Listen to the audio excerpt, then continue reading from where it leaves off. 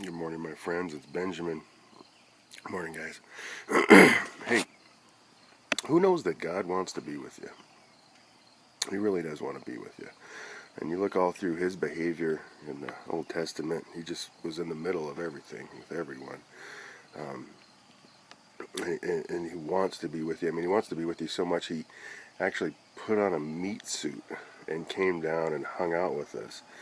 I don't know any other deity or God that I've read about in all the world's religions that speak of a God who actually came down and became like his people and hung out with them. So I think God wants to be with us, wants to hang out with us. And God was revealing himself and showing me this characteristic that he's got of wiping things out. And I was like, okay, you're going to show me how you like to wipe things out. And he's like, yeah. He's like, look at the flood.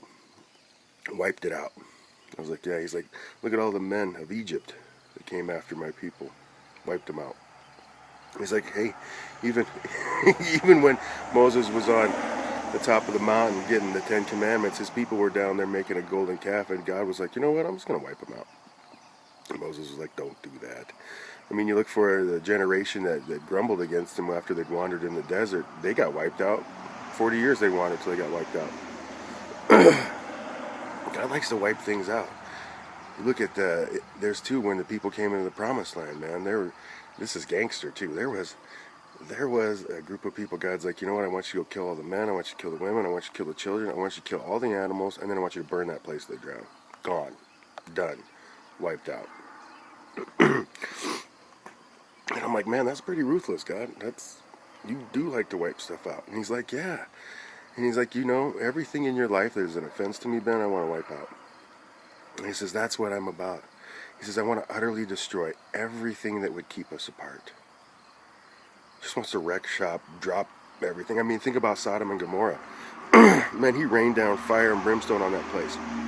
But for those who called him Lord, for those who loved him, for those that were righteous, for those, you know, they were saved. Well, I got pulled out.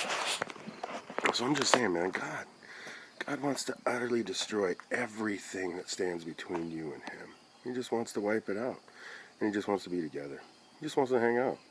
It's pretty neat. He doesn't want you to do all kinds of stuff for him. He just wants you to be with him. So that's rather encouraging. And I think about that too. I think about when stuff comes against me in this life, I think about what God's done for me. That he's just wiped it all out. He's just wiped it out. So when trouble's an issue and finances and, you know, people and circumstances, emotions and past pains and hurt, all of that have to do with my life. And God just wants to wipe that all out. It says 80 plus times in Romans that God wants you dead. He doesn't want to counsel the old you. He just wants to kill you. He wants to start new.